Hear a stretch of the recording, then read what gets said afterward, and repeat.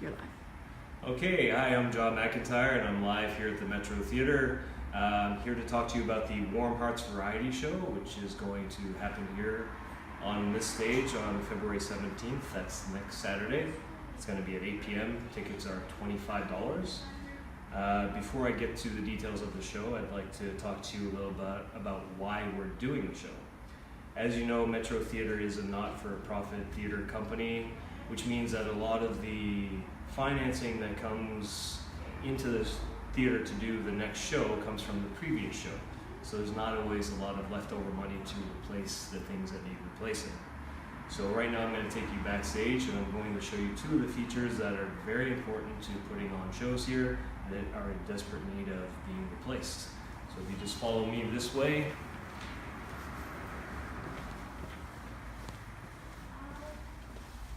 So here we are in the house of the Metro Theatre. I don't know if you feel the same way I feel, but the first time I ever saw a show in here, I felt like I was in a grand old theater. It just felt like there was so much history here.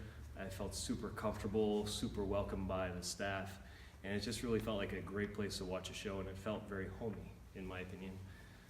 So this way, we're going to go to the stage.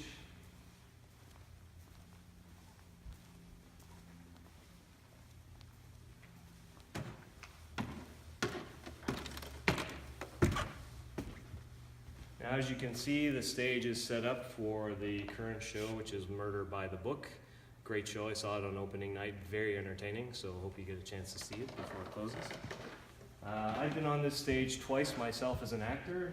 I did the Christmas pantomime last year, and I also did a show called Crossing Delancey. I think it was February of 2017, so 1 year ago this month. Played a guy named Tyler Moss, who was an author, and they still have my books on their shelf. So it's very cool. It's, my presence is still on the stage. Anyway, let's go back through these doors.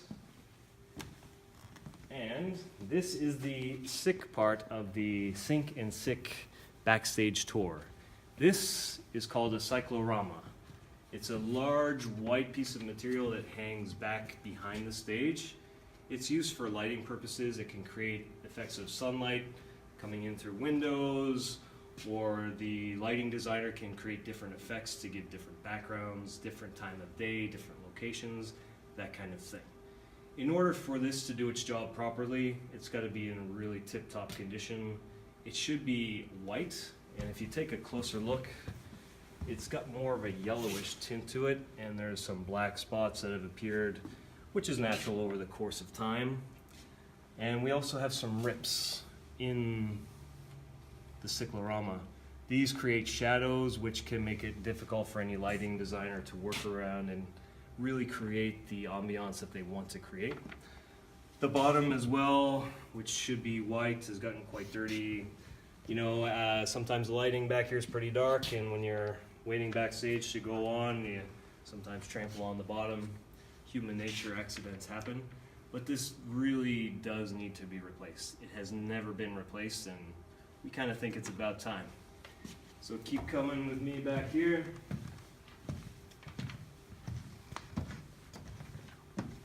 Some more of the magic happens back here. So as you can see, the stage was beautifully designed and it was beautifully painted. And this sink is what's actually currently been used to clean the paint rollers and the paint brushes. As you can see, it's quite dirty.